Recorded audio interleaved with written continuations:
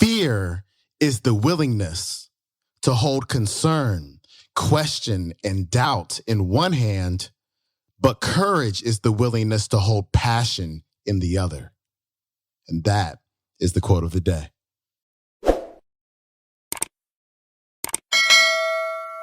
Welcome back to the Quote of the Day show. I'm your host, Sean Croxton of SeanCroxton.com. Today, we are getting your week started off the right way with Lisa Nichols talking about fear. Because fear is one of those things that can stop you in your tracks when you set out to do what you want to do.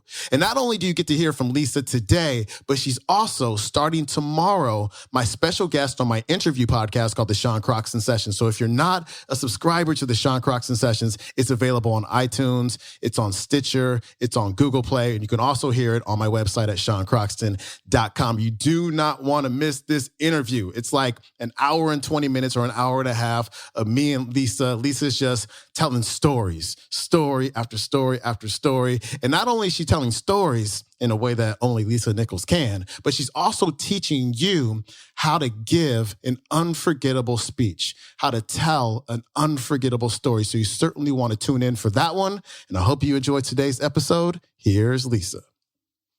I stopped by to redefine fear. To redefine it. Because fear is an emotion like any other emotion. Fear is an emotion like love, like compassion. Fear is an emotion, we just gave it more power. We just gave it more power. Compassion, oh, that's nice. Fear, ooh. We gave it a meaning. And some of you know you've heard this before, that fear is false evidence appearing real. Fear is just a story, get this. Fear is a story that you've told yourself about something that might happen in the future. That you have zero evidence that it will happen, but it's causing a visceral effect in your body. Now it's time to literally biohack the impact that fear has had on you. That fear no longer becomes your fortress, fear becomes your fuel. Fear is that thing that pushes you forward. Fear is the thing that reminds you, oh, I need to go get more information. Oh, fear will keep you up at night studying. Fear will take you to a coach or a mentor. Fear will cause you to eat a slice of humble pie. Fear is not your enemy. Fear is your friend. Fear reminds you that you have not arrived to the top of the mountain, that you are still climbing with the rest of us. Fear is your friend.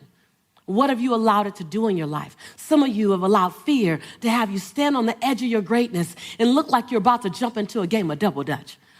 Okay, hold on. Keep turning, hold on. I'm about to jump in right now, hold on. I gotta wait till the kids graduate from high school. Come on, y'all, you gotta say yes when I say it. Hold on, I'm about to jump in. I'm about to jump into my greatness. I just gotta wait till I earn more money. Hold on. Come on, you guys. Hold on, I'm about to jump into my greatness. I have to lose a little weight. Hold on. That was just me? No, come on. I'm about to jump into my greatness. Hold on, I gotta wait till the right time.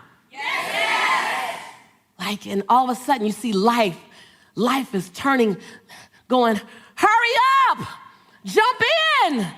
We want you to play with us. And you're going, hold on, I'm about to get it all together. And fear is that thing that has you constantly rocking back and forth. Yes? Yes? Well, I just came by to inspire you to jump. I came by.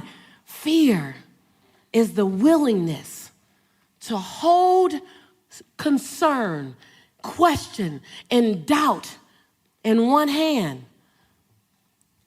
But courage is the willingness to hold passion in the other. You're waiting to be without fear to jump in. And do you know it's the very fear that will make you so deliciously beautiful at what you're doing? Because you're going to study. You're going to stay up. I've walked the majority of my life with some form of fear inside of me. I've done the majority of the things I've done with some form of fear inside of me. See, when my son was 8 months old and I couldn't afford to put Pampers on him because I didn't have any money to buy Pampers, so I wrapped him in a towel for 2 days. I looked down at my son, riddled with fear, and I made a promise. Because before I would hold on to the fear, I was holding on to the passion. I said, Jelani, don't worry. Mommy will never be this broke again. And with a belly full of fear and a heart full of passion, I began to redesign the experience called Lisa Nichols. Yes. So I just stopped by to ask, are you willing to redesign and to up-level the design, the experience called you? What would you do if you knew you couldn't fail? How big would you play if you knew that you can survive any heartbreak, any breakdown, any betrayal? What would you do if the things that you were afraid of you knew were absolutely nothing? They were all opportunities for you to get stronger in your faith, stronger in your resiliency. What would you do? Who would you love? How big would you play? Where would you leap? And the bigger question is, how would the world benefit differently? How would the world benefit differently because who you've decided to be? How would the world be a better place to live because fear didn't have you standing on the edge? What would you do if you were told that you get to do it afraid? That you don't have to wait for the fear to leave? That when you get in action, the fear has to dissipate into the nothingness that it always was? What would you do? How would life be different? How would the world be a better place to live? Oh, I didn't come to keep you comfortable. I came for your breakthrough. I came to challenge you to play in the biggest field you've ever played in. I came for you to challenge the fear that might be inside of you and to redesign and reprogram it. You look at it long enough, you be with it intimately enough, and it has to dissipate. You are the designer of your destiny. You are the author of your autobiography. You write the story of your life. No one can write your financial story. No one can write your spiritual story. No one can write your emotional story but you. The pen has always been in your hand. The pen has always been in your hand. I say write a story that's going to be damn good to read. Yes, yes. Yes, yes. Yes, yes. Yes, yes. Yes, yes. And when you do that, you will have to reprogram the fibers of your being. You will have to become someone you've never been before. You want to go somewhere you've never gone? You got to do something you've never done. You got to say something you've never said. You got to go to a place in you that you've never even been. You get to redesign. You are your Michelangelo. You are your greatest sculpture. And you get to recarve and you get to up-level as much as you need. You're not sentenced to this life this way. You chose it. Newsflash. Y'all didn't say yes, yes too fast. So now I'm like, damn. For real? Yes, yes. And what I love about that is that you get to choose as much as you want. You get to design it any way you choose. You're not sentenced to your future. You have an opportunity to your future. What do you want and how do you want it? And if it doesn't make you a little afraid, then you ain't playing big enough. It's supposed, your knees are supposed to knock a little bit. Your teeth are supposed to chatter a little bit. There's supposed to be at least 2 butterflies in your stomach. At least. Because if not, you're playing inside your comfort zone. And we mistake the fact that we're supposed to be comfortable 24/7. Well, let me tell you something. Comfortable is equivalent to complacent. I'll choose inconvenience every day, any day, to make a difference on the planet. I don't mind being mildly to moderately to significantly inconvenienced to leave my fingerprint on this planet. Yes, yes? Yes, yes?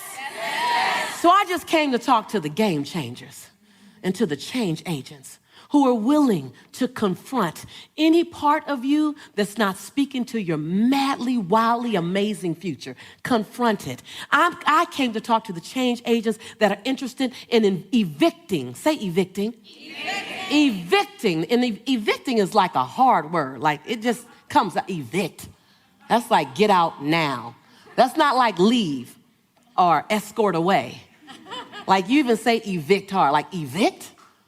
I came to talk to the game changers that are interested in evicting, say evicting, any fear that doesn't speak to your wild future.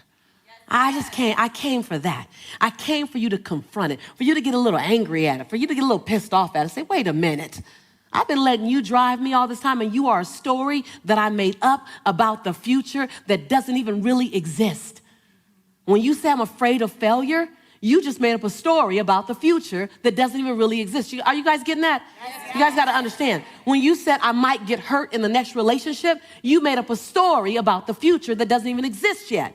Yes. Does that make sense? And you're powerful. And any story you make up is true to you, but it's only true to you. And then you live out that story because you want to be right.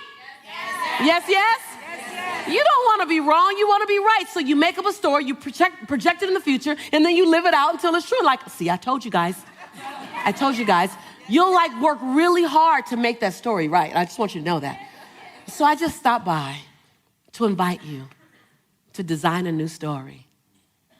I stopped by to remind you that the pen has always been in your hand, that no one else can write your story but you. And I don't know about you, but I want to write a story that when I get ready to sit down in my final years and there's nothing else I could do, that I go back and I just want to read my story. And I go, wow, I remember when I was afraid. And then I know on the next page, I jumped anyway. Yes, yes, yeah. Yes, and then I read the next chapter and I go, whoa, that really scared the heck out of me. And I know what's going to happen on the next page. I did it anyway. God, I want to write a story full of leaping and running and jumping and serving and playing full out and falling and skinning my knees and scraping my face and hurting my heart. Because if that's the only way I can hurt and fall and scrape is to play full out, then I'll take the hurt. Because what I'm really afraid of and what you're really afraid of is getting to the end of your day, to the end of your life, and having something left to give. Yes. Saying, damn, I played safe versus full out. I'd rather have a skin knee. I'd rather have a skin chin. I'd rather be tired. I'd rather have a bunch of failures because I took the leap than a bunch of potential because I sat down.